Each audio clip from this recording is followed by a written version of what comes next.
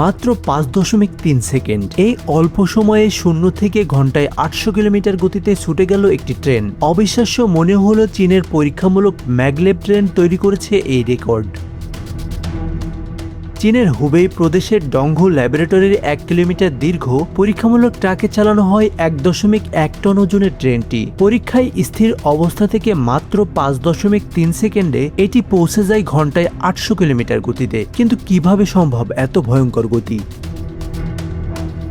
Maglev প্রযুক্তিতে চৌম্বকীয় শক্তির সাহায্যে ট্রেনকে ট্রাকের সামান্য উপরে ভাসিয়ে রাখা হয়, ফলে ট্রেন ও রেল লাইনের মধ্যে ঘর্ষণ প্রায় শূন্যে নেমে আসে। ট্রাকের চারপাশে থাকা শক্তিশালী কয়েল তৈরি করে চৌম্বকীয় তরঙ্গ, যা সামনে এগিয়ে নেয় ট্রেনটিকে।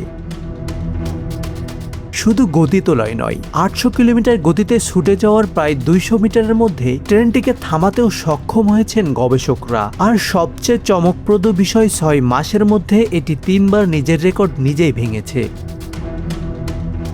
গত বছরের জুনে প্রথম পরীক্ষায় 7 সেকেন্ডে ঘন্টায় প্রায় 650 কিলোমিটার গতি তোলে ট্রেনটি। এরপর সেই গতি বেড়ে হয় 700, 798 এবং সর্বশেষ 800 কিলোমিটার। তবে এখনো যাত্রী নিয়ে ছুটছে না এই ট্রেন। নিরাপত্তা, বিপুল অবকাঠামো ব্যয় এবং নিখুঁত ট্রাক নির্মাণ সবই বড় চ্যালেঞ্জ। তারপরও 5.3 সেকেন্ডের এই রেকর্ড যেন ভবিষ্যতের অতি দ্রুত পরিবহনের দরজা খুলে দিচ্ছে।